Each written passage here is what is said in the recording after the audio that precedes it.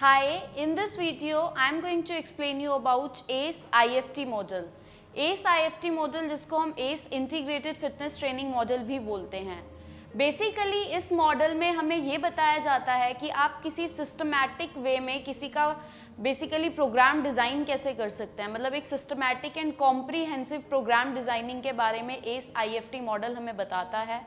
अगर मैं बात करूं ACE IFT मॉडल का जो बेसिक स्टेप है वो है हमारा रैपो बिल्डअप. मतलब हमें जो ACE IFT मॉडल है उसको स्टार्ट करना होता है रैपो बिल्डिंग स्टेज से. उसके आगे हमें क्लाइंट की फर्दर इन्वेस्टिगेशन करनी होती है, रिस्क स्ट्रेटिफिकेशन करना होता है. आफ्टर दैट हम जाते हैं फिजियोलॉजिकल एंड फंक्शनल असेसमेंट्स पे. असेसमेंट्स करने के बाद आपको एक्चुअल प्रोग्राम डिज़ाइनिंग की बात करनी होती है. So now I am going to explain you about the components and phases of ACE IFT model. Basically जो हमारा ACE IFT मॉडल है वो दो कंपोनेंट्स में डिवाइड है. जो पहला हमारा ट्रेनिंग कंपोनेंट होता है वो होता है functional movements and resistance training. मतलब जो हमारा फर्स्ट कंपोनेंट जिसके ऊपर हम प्रोग्राम डिज़ाइन करते हैं वो हम करते हैं functional movement and resistance training पे. एंड जो हमारा सेकेंड कंपोनेंट है वो होता है कार्डियो रेस्पिरेटरी ट्रेनिंग. तो ये दो बेसिक कंपोनेंट्स हैं जिसके बिहाफ पे हम हमारा वर्कआउट डिज़ाइन करते हैं. अगर मैं बात करूँ जो ट्रेनिंग के फेजेस हैं तो हमारा जो ACE IFT मॉडल है वो ट्रेनिंग को 4 फेजेस में डिवाइड करता है. फेज़ 1 हमारा होता है फंक्शन. फेज़ 2 में हम बात करते हैं किसी इंडिविजुअल की हेल्थ इंप्रूव करने पे. फेज़ 3 जो होता है वो होता है फिटनेस के लिए कि आप किसी इंडिविजुअल की फिटनेस कैसे एनहांस करेंगे. और phase 4 is performance training phase. सबसे पहला जो हमारा फेज़ था दैट वाज फेज़ 1 जिसके अंदर हम पर्सन की फंक्शनैलिटी इम्प्रूव करते हैं. उस फेज़ को हम बोलते हैं mobility and stability phase. Basically इस फेज़ में आप किसी इंडिविजुअल की स्टेबिलिटी पे फोकस करते हैं. हमारा जो गोल होता है वो क्लाइंट की स्टेबिलिटी डेवलप करना होता है without compromising the mobility of that individual. मतलब आपको जो पूरा फोकस करना है इस फेज़ के अंदर आप पर्सन की जो स्टेबिलिटी एंड मोबिलिटी है उस पर करेंगे. आप देखेंगे कि आपके क्लाइंट का पोस्चर कैसा है और उसको आप कैसे इम्प्रूव कर सकते हैं. बेसिकली जो हमारा स्टेबिलिटी मोबिलिटी ट्रेनिंग फेज़ है उसका जो फोकस होना चाहिए उसके अंदर हम क्लाइंट को लो इंटेंसिटी एक्सरसाइज प्रोग्राम्स पे फोकस कराएंगे ताकि हम उसका पोस्चर इम्प्रूव कर सकें. बिकॉज ये नेसेसरी नहीं है कि जो क्लाइंट आया होगा उसका जो पोस्चर है वो एकदम करेक्ट होगा. उसके बाद जो हमारा एक्सरसाइज सिलेक्शन होना चाहिए that should focus on core and balance exercises. मतलब हमें उनकी कोर को स्ट्रेंथन करने की ज़रूरत है और बैलेंसिंग पे वर्क करने की ज़रूरत है. जो हमारे असेसमेंट्स हैं basically muscular strength and endurance assessments हैं वो हमें इस ड्यूरिंग फर्स्ट फेज़ नहीं करने की ज़रूरत है क्योंकि इस टाइम पे क्लाइंट का पोस्चर एंड ऑल इतना सही नहीं होता. तो आप जो एंड्योरेंस एंड मस्कुलर स्ट्रेंथ की असेसमेंट्स हैं वो यहाँ पे अवॉइड करेंगे. जो असेसमेंट्स आपको इस फेज़ से पहले करनी है वो होनी चाहिए बैलेंसिंग की, पोस्चर की, मूवमेंट की. आपको सारे रेंज ऑफ मोशंस देखने हैं क्लाइंट का. एंकल का रेंज ऑफ मोशन कितना है, हिप का रेंज ऑफ मोशन कितना है, शोल्डर कॉम्प्लेक्स का कितना है, थोरासिक एंड लंबर स्पाइन का रेंज ऑफ मोशन कितना है. और उसके बाद आप फोकस करेंगे स्ट्रेचेज एंड रोटेशन पे. सेकेंड फेज जो हमारा रेजिस्टेंस ट्रेनिंग के अंदर होता है दैट इज फेज़ 2. फेज़ 2 जिसमें हम हेल्थ पे फोकस करते हैं उसको यहाँ पे बोला जाएगा मूवमेंट ट्रेनिंग फेज़. बेसिकली ये फेज़ बताता है कि आप किसी भी इंडिविजुअल की स्टेबिलिटी एंड मोबिलिटी को डेवलप कराने के बाद उसकी 5 बेसिक ट्रेनिंग मूवमेंट्स कराएंगे. बेसिकली 5 बेसिक मूवमेंट्स वो मूवमेंट्स है जो इंडिविजुअल अपनी डेली लाइफ में यूज़ करता है. तो हमारा जो ये फेज़ है ये फेज़ फोकस करेगा कि आप क्लाइंट को इतना फिट बनाएं कि वो अपनी डेली लाइफ में करने वाली जो 5 बेसिक मूवमेंट्स है उनको अच्छे से परफॉर्म कर पाए. ज़रूरी नहीं है इस फेज़ में आपको एक्सटर्नल वेट ऐड करना है. ये सारी 5 बेसिक मूवमेंट्स आप पर्सन के बॉडी वेट के साथ भी करा सकते हैं ताकि जो पर्सन है वो अपनी जो 5 बेसिक मूवमेंट पैटर्न है उसको अच्छे से ट्रेन कर पाए. जब वो उसको अच्छे से ट्रेन कर पाएगा तो नेक्स्ट फेज में हम उसके अंदर एक्सटर्नल वेट ऐड करेंगे. मूवमेंट ट्रेनिंग की जो 5 बेसिक प्राइमरी मूवमेंट्स हैं उसमें फर्स्ट मूवमेंट आता है हमारा बेंड एंड लिफ्ट मूवमेंट जिसका बहुत ही अच्छा एग्जाम्पल है स्क्वाटिंग. बेसिकली स्क्वाटिंग ऐसी एक मूवमेंट है जो पर्सन अपनी पूरी लाइफ में पूरा डेली बेसिस पे बार बार परफॉर्म करता है। जब वो कहीं पे बैठता है, फिर खड़ा होता है या किसी भी चीज़ को ज़मीन पे से उठाता है, तो उस टाइम पे वो बैंड एंड लिफ्ट की मूवमेंट कर रहा है। तो इसके लिए जो आप उसको एक्सरसाइज कराएंगे वो स्क्वाटिंग की एक्सरसाइजेज आप करा सकते हैं, ताकि जो पर्सन है वो अपना इस मूवमेंट को ट्रेन कर सके। इसके बाद जो नेक्स्ट मूवमेंट आती है that is single leg movement, for example lunging. तो लंजिंग जो है वो भी एक बहुत अच्छी मूवमेंट है जब आप किसी के सिंगल लेग मूवमेंट पे ट्रेनिंग कराते हैं। बेसिकली सिंगल लेग मूवमेंट्स हमारी डेली लाइफ में जब यूज़ में आती है जब हम वॉक करते हैं। It is a very critical part of walking. जब आप चलते हो तो आप सिंगल लेग मूवमेंट पे होते हो। उसके अलावा जब पर्सन आगे झुक के एक पैर पे खड़ा होके एक सामान को उठाता है तो उस टाइम पे भी सिंगल लेग मूवमेंट हमारी रोल प्ले करती है। थर्ड मूवमेंट जिसकी हम बात करेंगे that is pushing movement. Basically pushing हम अपनी डेली लाइफ में बार बार रिपीटेडली कर रहे होते हैं। जब आप किसी दरवाजे को ओपन करने के लिए पुश करते हैं, या उसके अलावा आप ऊपर अपना जो शेल्फ होता है उस पर कोई भी चीज़ रखने के लिए अपने हाथों को ऊपर पुश करते हैं, it is also a pushing movement. उसके अलावा जब हम स्लाइडिंग डोर को पुश करके ओपन करते हैं लेटरल साइड में, वो भी हमारा पुशिंग मूवमेंट का एग्जाम्पल है। या हम चेयर पे से उठते हैं तो जो हम आर्म रेस्ट को पुश करके ऊपर अपने आप को उठाते हैं, it is also a pushing movement. तो बेसिकली पुशिंग मूवमेंट को ट्रेन करने के लिए हम लोग एक्सरसाइजेस कर सकते हैं। फॉर एग्जाम्पल हम पुशअप कर सकते हैं, हम शोल्डर प्रेस कर सकते हैं। उसके बाद जो नेक्स्ट मूवमेंट आता है that is pulling movement. Pulling movement भी हमारी लाइफ में हम डेली बेसिस पे परफॉर्म कर रहे होते हैं। फॉर एग्जांपल जब हम किसी बच्चे को गाड़ी में से उठाते हैं या फिर हम दरवाजे को पुल करके ओपन करते हैं, तो उस टाइम पे जो मूवमेंट होती है that is pulling movement. Pulling movement को ट्रेन करने के लिए आप बहुत सारी एक्सरसाइजेज हैं हमारे पास। हम रोइंग कर सकते हैं, हम पुलअप्स कर सकते हैं, ये हमारी पुलिंग मूवमेंट्स को ट्रेन करता है। इसके लास्ट जो हमारा बेसिक मूवमेंट है दैट इज़ रोटेशनल मूवमेंट। मतलब जो हम डेली लाइफ में एक ये मूवमेंट है जो हम यूज़ करते हैं। रोटेशन बेसिकली हमें हमारी लंबर से नहीं करनी होती है, हमें थोरासिक रीजन से परफॉर्म करनी होती है। रोटेशनल मूवमेंट्स आप जब परफॉर्म करते हो जब अपनी एक साइड से आप किसी चीज़ को उठा के उसको दूसरी साइड पे रखते हो। So that is an example of rotational movement. So ये हमारी 5 प्राइमरी मूवमेंट्स थी जिनको आपको मूवमेंट ट्रेनिंग के अंदर पर्सन को ट्रेन करना होता है। Next phase is phase 3, load training phase. Basically ये एक ऐसा फेज है जिसमें जो हमारे क्लाइंट्स हैं वो काफ़ी सालों तक रहते हैं। फेज 3 बेसिकली लोड ट्रेनिंग जो है वो हमारी फिटनेस पे वर्क करता है। इस फेज का जो मेन फोकस होता है ये एडवांस ट्रेनिंग फेज होता है। इसके अंदर जो क्लाइंट है उसकी जो एक्सरसाइज है उसमें आप एक्सटर्नल फोर्सेस भी ऐड कर देते हो, मतलब आप एक्सटर्नल वेट का एडिशन कर देते हो। आपने 5 बेसिक जो मूवमेंट्स थी वो तो कराई, साथ में आपने एक्सटर्नल रेजिस्टेंस ऐड कर दिया, तो इसीलिए हमने इसको बोला लोड ट्रेनिंग फेज। बेसिकली जब हम बात करते हैं लोड ट्रेनिंग फेज की तो इसमें भी हमें कुछ असेसमेंट्स करनी होती हैं। फेज 3 लोड ट्रेनिंग फेज, इसके अंदर हमें प्रॉपर नॉलेज होनी चाहिए एक्सरसाइज साइंस की एंड बेसिकली एक्सरसाइज साइंस जो रिलेटेड है हमारी रेजिस्टेंस ट्रेनिंग से, ताकि हम उसको अच्छे से अप्लाई कर पाएँ और अच्छे से रेजिस्टेंस ट्रेनिंग प्रोग्राम परफॉर्म कर पाएँ। इनिशियली ये जो आपका फेज़ है इसके अंदर जो हमें वर्कआउट प्लान करना होता है, इनिशियल स्टेज पे हम लोग स्टार्ट करते हैं आइसोलेटेड एक्सरसाइजेस से जो कि आपकी सिंगल जॉइंट पे वर्क करती हैं, और लेटर और हम उसको फर्दर प्रोग्रेस करके ले जाते हैं कंपाउंड मूवमेंट या फुल बॉडी एक्सरसाइजेस पे, ताकि एक से ज़्यादा जॉइंट्स जो हैं आपके वो वर्क में आएँ। इस फेज के अंदर जो क्लाइंट है वो लीनियर और अनड्यूलेटिंग पीरियडाइजेशन मेथड में भी आप उसको ट्रेन कर सकते हैं। लीनियर एंड अनड्यूलेटिंग पीरियडाइजेशन मेथड के बारे में बेसिकली आप रेजिस्टेंस ट्रेनिंग में डिटेल में जानेंगे कि वो क्या होता है। बेसिकली इस फेज के अंदर आपको पहले इस फेज को करने से पहले क्लाइंट की मस्कुलर स्ट्रेंथ एंड एंड्योरेंस के असेसमेंट्स को इंट्रोड्यूस करना चाहिए, ताकि आप ये देख सके कि आपका क्लाइंट इतना कैपेबल है कि वो फर्दर कर सकता है या नहीं। ये जो आपका फेज है इस फेज में क्लाइंट को काफ़ी साल रहने लग सकता है। फॉर एग्जांपल 4 से 5 साल का ड्यूरेशन भी लोगों को लग जाता है इस फेज में। कोई पर्टिकुलर टाइम पीरियड फिक्स नहीं होता, डिपेंड करता है क्लाइंट टू क्लाइंट कि वो कितना ईयर इस वाले फेज के अंदर रहेगा, और मोस्टली जो क्लाइंट्स है वो इसी फेज में रहते हैं, इससे आगे नहीं जाते। Next phase is phase 4। Phase 4 जिसको हम बोलते हैं performance training phase. Basically performance training phase में मूव करने से पहले आपको देखना है कि आपके क्लाइंट ने कुछ स्पेसिफिक मेजर्स डेवलप किए या नहीं किए। आपके क्लाइंट की agility, speed, quickness, coordination, reaction time, ये सब अगर अच्छा है तभी आपका क्लाइंट जो है वो फेज 4 की तरफ मूव कर पाता है। फेज 4 में बेसिकली हम जो क्लाइंट को कराते हैं, हम उसकी स्पीड पे, उसकी पावर पे, उसकी क्विकनेस पे, उसकी एजिलिटी पे, इन सब चीज़ों पे वर्क करते हैं।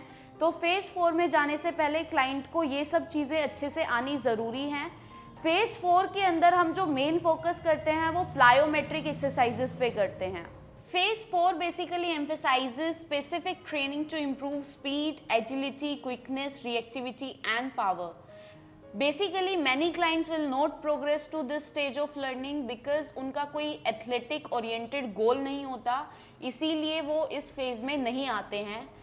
इस वाले फेज के लिए जो बेस्ट एक्सरसाइजेज हैं वो हमारी केटलबेल एक्सरसाइजेज हैं, मेडिसिन बॉल थ्रोज हैं, उसके अलावा प्लायोमेट्रिक्स है, बॉक्स जंप्स आप करा सकते हैं, प्लायो पुशअप्स आप कराते हैं। तो ये सब आपके फेज 4 के अंदर आते हैं, जहाँ पे कोऑर्डिनेशन भी मैटर करता है, रिएक्शन भी मैटर करता है, पावर भी मैटर करती है। इस तरह की सारी एक्सरसाइजेज आपकी फेज 4 में लाई करेंगी। बेसिकली इस फेज में आने से पहले आपको क्लाइंट्स के जो असेसमेंट करने होते हैं that should be based on speed, agility, quickness and power. Power training जो है वो बहुत ज़्यादा इफेक्टिव हो सकती है क्लाइंट्स के लिए, ताकि उनका जो पूरा जो ओवरऑल बॉडी का कॉम्पोजिशन है उसको इम्प्रूव करने में। जो हमारा IFT मॉडल है उसका जो सेकेंड कॉम्पोनेंट है that is cardio respiratory training. Cardio respiratory training जो हम लोग पहले कराते थे क्लाइंट्स को, जो एंशिएंट बेस था, वो बेसिकली फोकस करता था क्लाइंट की हेल्थ को इम्प्रूव करने में। उसका जो मेन फोकस था उसमें हमने इंटरवल बेस्ड ट्रेनिंग यूज़ की थी, स्टेडी स्टेट ट्रेनिंग यूज़ की थी। वो हमने इसलिए यूज़ की थी ताकि हम एक तो क्लाइंट का जो वर्कआउट है उसमें से बोर्डम को हटा सके, क्लाइंट बोर्ड ना हो, उसके लिए कुछ चेंजेस हुए। दूसरा जो क्लाइंट है वो लैक्टेट थ्रेशोल्ड के आसपास वर्कआउट कर सके। लेकिन ये वाला जो बेसिक मेथड था, इसने क्लाइंट की हेल्थ तो की इम्प्रूव करने में फिटनेस, लेकिन आप इसमें क्लाइंट की प्रोग्रेस को नहीं ट्रैक कर सकते और साथ साथ उसकी प्रोग्रेस को इम्प्रूव नहीं कर सकते। तो इसीलिए अब हम बात करते हैं IFT मॉडल, जो हमें एक सिस्टमैटिक एंड कॉम्प्रिहेंसिव अप्रोच देता है किसी भी क्लाइंट का जो कार्डियो रेस्पिरेटरी ट्रेनिंग प्रोग्राम है उसको अच्छा बनाने में। So now we will talk about the phase 1, जो कि हमारा फंक्शन के अंदर ही फॉल करता है कार्डियो रेस्पिरेटरी ट्रेनिंग के अंदर। जो कार्डियो रेस्पिरेटरी ट्रेनिंग के अंदर फेज 1 है, it will focus on aerobic based training. इस वाले फेज का जो मेन फोकस है वो है क्लाइंट का जो एरोबिक बेस है उसको डेवलप करना। उन क्लाइंट्स के केस में जो बिल्कुल सेडेंट्री थे, जो कुछ भी नहीं करते थे या कोई भी एक्टिविटी परफॉर्म नहीं करते थे, ताकि वो थोड़ा सा अपनी बॉडी में मूवमेंट स्टार्ट करें, उनका जो ब्रीदिंग है वो ब्रीदिंग रेट, उनका वॉल्यूम ऑफ ऑक्सीजन कंज्यूम थोड़ा सा इंक्रीज हो। सो बेसिक फंक्शन जो आपका फेज 1 का है वो है एरोबिक बेस को डेवलप करना। बेसिकली जो हमारा फेज 1 है it will focus on building the aerobic base. इसके अंदर जो इंटेंट होता है वो होता है to improve the client's health, endurance, energy, mood and caloric expenditure.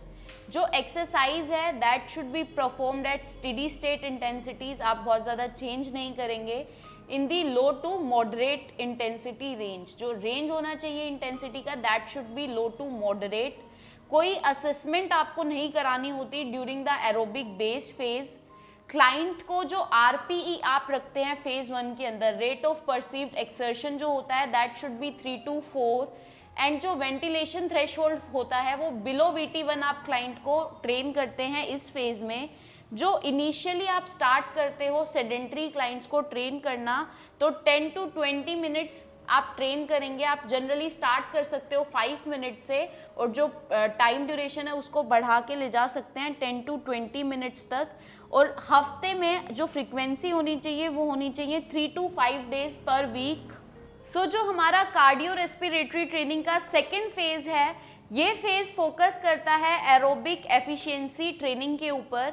Basically इस फेज में आप क्लाइंट को थोड़ा सा एडवांस लेवल एक्सरसाइज कराते हैं जिसके अंदर आप उनकी या तो फ्रीक्वेंसी इंक्रीज कर देते हैं या फिर आप जो वर्कआउट की इंटेंसिटी है उसको इंक्रीज करते हो या आप ड्यूरेशन को इंक्रीज कर देते हो।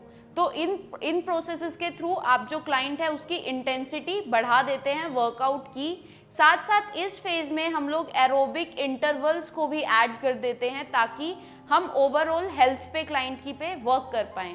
जो हमारा सेकंड फेज है एरोबिक एफिशिएंसी ट्रेनिंग, बेसिकली इसमें हम फोकस करते हैं ड्यूरेशन ऑफ सेशन इंक्रीज करने पे, फ्रीक्वेंसी ऑफ सेशंस इंक्रीज करने पे, और हम एरोबिक इंटरवल्स ऐड करते हैं। बेसिकली इसमें हमें छोटे छोटे इंटरवल्स ऐड करने होते हैं एरोबिक ट्रेनिंग के। इसका जो गोल होता है, the goal of introducing intervals is to improve the aerobic endurance by raising the intensity of exercise. मतलब आप जो छोटे छोटे उसके अंदर इंटरवल्स ऐड करेंगे उनके अंदर आप इंटेंसिटी बढ़ा देंगे ताकि जो क्लाइंट है उसका एरोबिक एंड्योरेंस इंक्रीज हो जाए। उसके साथ साथ जो क्लाइंट की एबिलिटी है to utilise fat as a fuel of source वो यहाँ पे इंक्रीज होती है। ट्रेनर्स बेसिकली इस फेज के अंदर सब मैक्सिमल टॉक टेस्ट कंडक्ट कर सकते हैं, उससे वो डिटरमाइन कर सकते हैं वेंटिलेशन थ्रेशोल्ड।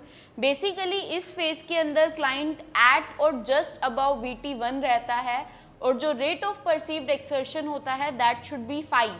बहुत सारे जो क्लाइंट्स हैं हमारे वो कार्डियो रेस्पिरेटरी एक्सरसाइज में इसी फेज पे रहते हैं, सालों तक वो इसी फेज के अंदर अपना टाइम निकाल देते हैं, जिनका कोई गोल नहीं होता अपनी परफॉर्मेंस इंप्रूव करने का या कोई एथलेटिक स्पोर्ट में परफॉर्म करने का।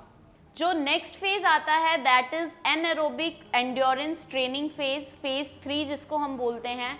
इस फेज का जो मेन फोकस होता है, इसका मेन फोकस होता है क्लाइंट की परफॉर्मेंस इंक्रीज करना इन एंड्योरेंस इवेंट्स। मतलब जो एंड्योरेंस के इवेंट्स हैं वहाँ पे क्लाइंट अच्छा परफॉर्म कर पाए, उसको करने के लिए इस फेज के अंदर हम हायर इंटेंसिटी इंटरवल्स ऐड करते हैं ताकि हम क्लाइंट की एंड्योरेंस कैपेसिटी को इम्प्रूव कर पाएँ। बेसिकली जो फेज 3 है इसके अंदर हमें जो असेसमेंट करना होता है क्लाइंट का वो हमें एट VT2 करना होता है, वेंटिलेशन थ्रेशोल्ड 2, और हमें चेक करना होता है कि क्लाइंट एट और जस्ट अबव VT2 फॉल करे। जो ये वाला फेज है इसके अंदर हमें higher intensity interval training client को करानी होती है to develop the anaerobic endurance. Basically इस फेज के अंदर जो क्लाइंट है वो वर्कआउट करता है हफ्ते में 3 to 7 डेज, और जो टाइम ड्यूरेशन होता है वो होता है 20 मिनट्स टू मल्टीपल आवर्स। जो हमारा ये ट्रेनिंग टाइम है, ज़रूरी नहीं है कि पूरा जो ट्रेनिंग टाइम है उस टाइम में क्लाइंट एट और जस्ट अबव VT2 रह सकता है, क्योंकि ये इंटेंसिटी मेंटेन करना बहुत ही ज़्यादा डिफ़िकल्ट है। इसीलिए साइंस बोलता है कि आपका टोटल ट्रेनिंग ड्यूरेशन जो होती है उसका 70 to 80% ऑफ ट्रेनिंग टाइम आपको बिलो VT1 रहना होता है। That should be on RPE of 3 to 4। उसके अलावा जो जोन सेकंड हमारी डिवाइड होती है जिसका टाइम ड्यूरेशन होता है less than 10% of training time, वो आपको स्पेंड करना होता है बिटवीन VT1 एंड VT2, जिसमें RPE आपका रहेगा 5 to 6। जो remaining 10 to 20% of time duration रह गया वो आपको एट और अबव VT2 स्पेंड करना होता है, जिसमें RPE रहता है 7 या 7 से ज़्यादा। इसके बाद फेज 4 आता है। बेसिकली ये फेज जो है ये बहुत ज़्यादा टैक्सिंग फेज होता है, हर क्लाइंट इस फेज में मूव नहीं कर पाता। इस फेज का जो मेन फोकस होता है वो पिछले तीनों फेजेस में क्लाइंट को ट्रेन करने के साथ साथ एक्स्ट्रा जो आपके एनारोबिक इंटरवल्स है वो ऐड करता है। बेसिकली इस फेज के अंदर जो क्लाइंट एक्सरसाइज करता है वो बहुत ज़्यादा शॉर्ट ड्यूरेशन लेकिन हाई इंटेंसिटी की होती है। इस फेज में वही लोग मूव कर पाते हैं जिनका कुछ गेम होता है या कोई गोल होता है जिसके लिए उनको कंपटीशन वगैरह के लिए प्रिपेयर करना होता है। Otherwise most of the clients can not reach to this phase. Phase 4 के अंदर जो क्लाइंट्स वर्क करते हैं या तो वो किसी कंपटीशन के लिए खुद को प्रिपेयर कर रहे होते हैं या फिर उनका कोई स्पेसिफिक गोल होता है जिसमें उन्हें शॉर्ट ड्यूरेशन और हाई इंटेंसिटी एफर्ट्स अपने शो करने होते हैं लॉन्ग एंड्योरेंस इवेंट्स में। बेसिकली ये वाले फेज के अंदर जो इंटरवल्स होते हैं that intervals are short duration intervals and high intensity intervals हम ऐड करते हैं ताकि हम क्लाइंट की एनारोबिक पावर को डेवलप कर पाएं। ये वाला जो सिस्टम है ये बहुत ज़्यादा चैलेंज करता है फास्ट ग्लाइकोलाइटिक एनर्जी सिस्टम को एंड फोस्फेजन सिस्टम को। सो बेसिकली जो हमारा फेज 4 है इसमें जो 70 to 80% ऑफ ट्रेनिंग टाइम है वो आप बिलो VT1 स्पेंड करते हैं।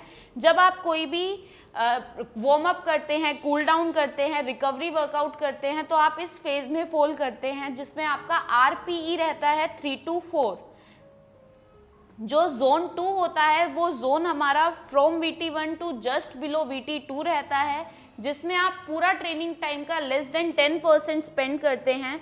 बेसिकली इस फेज के अंदर हम एरोबिक इंटरवल्स डेवलप करते हैं जो कि हमारे होते हैं जस्ट अबव VT1 और RPE रहता है 5। इस फेज के अंदर आप 1 to 2 अपने सेशंस परफॉर्म करते हैं और वर्क करते हैं अपनी एरोबिक एफिशिएंसी पे। जोन 3 जो होता है वो होता है एट और अबव VT2 जिसमें 10 to 20% ऑफ ट्रेनिंग टाइम आप स्पेंड करते हो।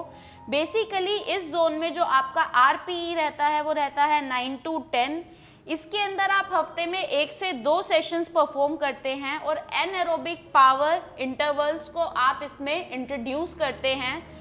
So this is all about your ACE IFT model. Basically इसमें आपने जाना कि आप क्लाइंट को कैसे कैसे फेजेस में प्रोग्रेस कराएंगे। इस मॉडल को हम स्पेशल पॉपुलेशन के केस में भी यूज़ कर सकते हैं। जब उनको उनके फिजिशियन से क्लियरेंस मिल जाता है तो उस टाइम पे आप उनको इन पर्टिकुलर फेजेस से मूव कराते हुए आगे की तरफ मूव करा सकते हैं। इस IFT मॉडल से आपको एक proper systematic and comprehensive programme designing करने की अप्रोच मिलती है। मेन फोकस है क्लाइंट को हर एक फेज से मूव कराना और उनकी प्रॉपर फंक्शनिंग, हेल्थ, फिटनेस और इन सब पे परफॉर्मेंस पे वर्क करना।